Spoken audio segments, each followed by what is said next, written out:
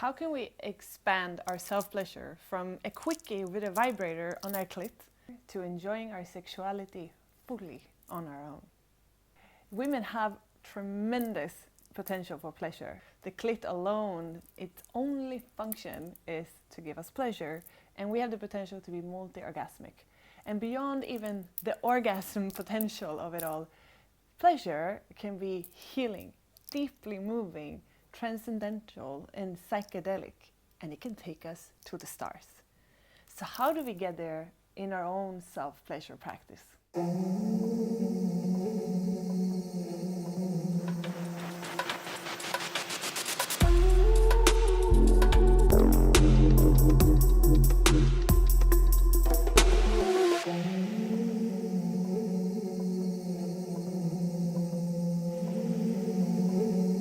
To start off with, this is not the morality police. I am not here to offer yet another perspective of what's right or wrong, good or bad, or give you any more shame around anything we do with our sexuality. We have so much of that in our culture already. This is not what this video is about. And at the same time, I think it's important that we have a real conversation, honest conversation around our self-pleasure practices, so that we can all tap into full potential of what the fuck is this magical mystery of having a female body, and enjoy it while we're in it.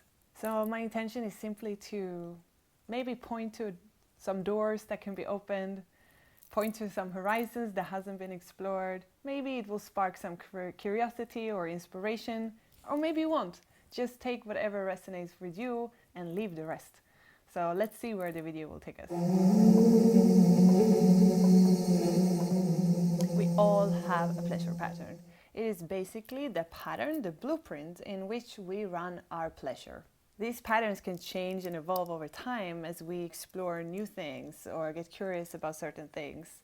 And it could also be that some parts, or maybe the whole thing, is still running in a similar way based on how we first got into sexuality and pleasure.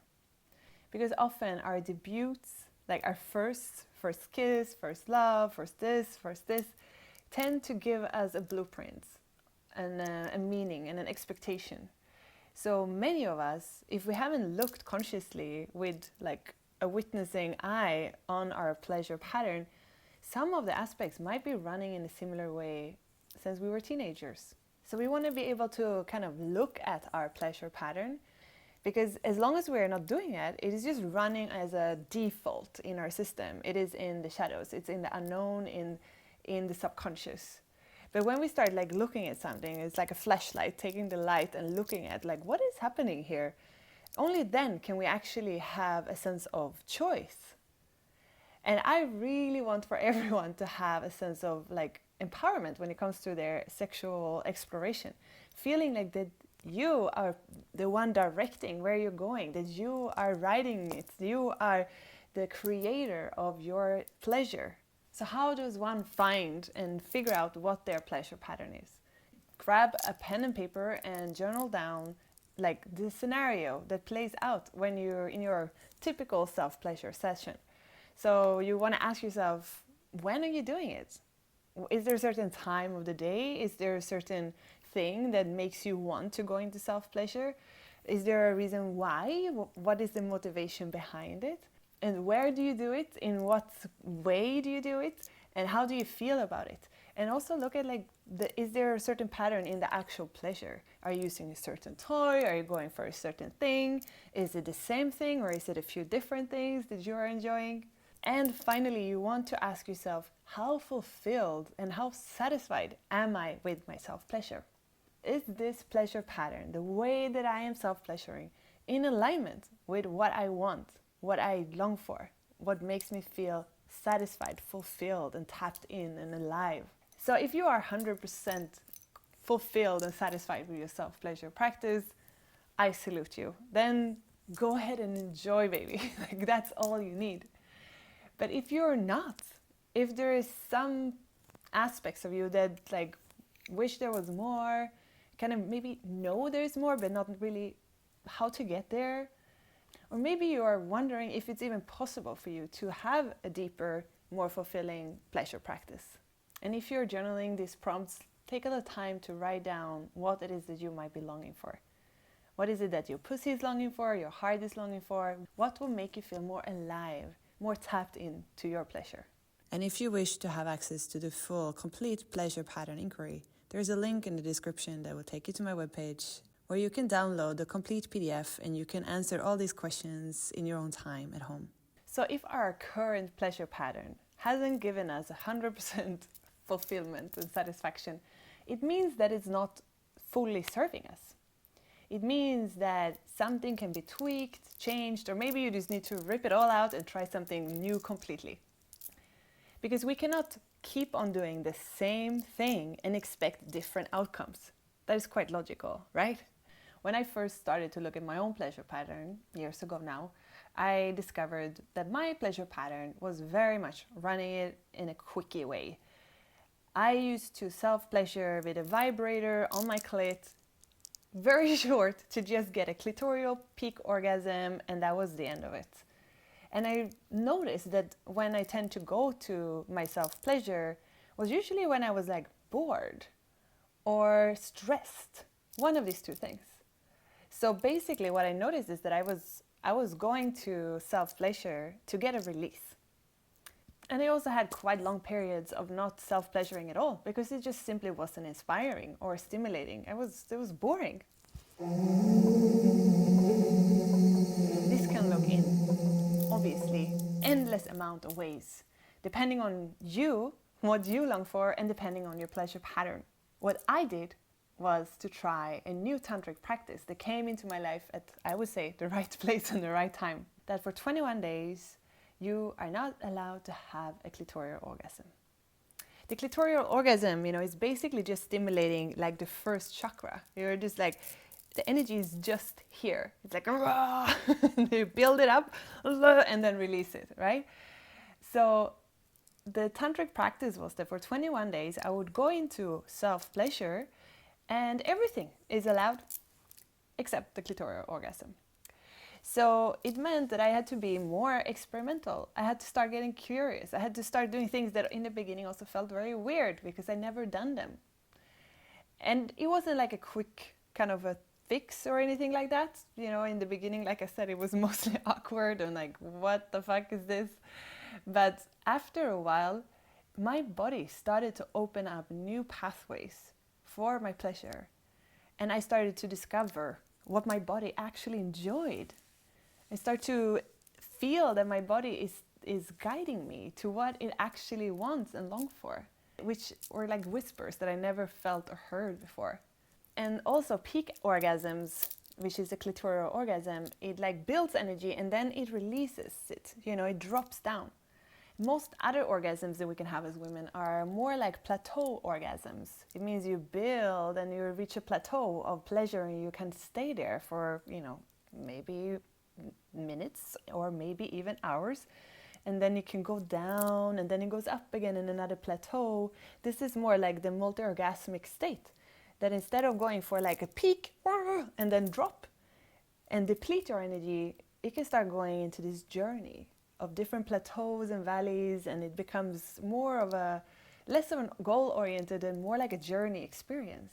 I didn't know anything about this back then, but slowly my body actually started to reveal this to me. So in the beginning, it was just being awkward and like trying out different things. But as I was trying, I also discovered things. Another way to approach the change would be to try to imagine if your pleasure pattern could be the opposite. So whatever part it is that you think is maybe not up to like full fulfillment in you, what would it be like if you did the opposite? If you are always doing self-pleasure in the evening, how would it be if you do it in the middle of the day? Or if you're doing it very silently and like quickly, how would it be if you gave yourself abundance of time and allow yourself to be loud? If you're usually doing it in the shower, how would it be to set up a wonderful space for yourself in your living room and allow yourself to bathe in the good vibes? Instead of running this pattern, I invite you to go into your self-pleasure with curiosity, with a sense of newness, as if you have never met your body and yoni before. And if you've been running a pattern in your self-pleasure practice for years, it is new. It will be new, just like it was for me. So how is it if you explore your body? If you explore your yoni, explore your breast, explore what feels pleasurable for you without thinking that you know. The truth is that we all want the same thing. What we all want is to be met, seen, and felt for who we truly are. And who we are is completely unique, right? So that will look completely different for each and every one of us. But what we want and what we long for is the same. To be seen, to be felt for our authentic, real, true self. And this is when our self-pleasure practice becomes less about reaching an orgasm or having a certain experience, but instead becomes about a lovemaking to yourself. It's not just about you having pleasure, it's about meeting you deeply, seeing yourself deeply, and finding out who you are. And since you are you have infinite potential to figure out what you are longing for, and give yourself that. Are you taking the time that your body needs? The way that you want a lover to take the time with you? Are you dressing in the way that feels good to you? Are you giving yourself a treat with a hot cacao in front of the fire? What is it that you love, and how can you give yourself that? Are you treating yourself as the most special person in your life? Because that is what you are, right? When you are stepping into a love temple, love is on the altar. Not orgasms, they're the sidekick bonus. But love is on the altar. So what will be the most loving thing that you can give yourself?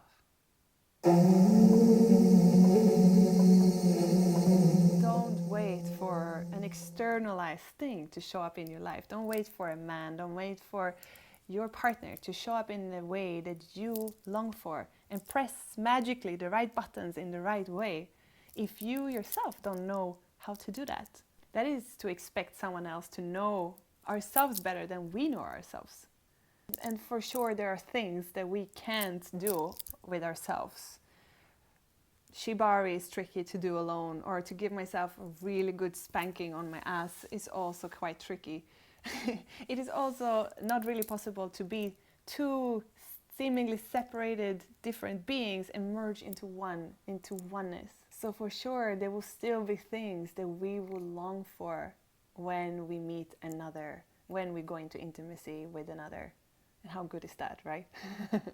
And yet our self-pleasure practice can still be so deeply divine. We can merge into oneness in our own system. We can open up to source, to God, to the universe, and we can let both God and Goddess dance through our body, almost like they are making love inside of us. It can be deeply spiritual, profound, and even psychedelic. And sometimes it's also a quickie with ourselves.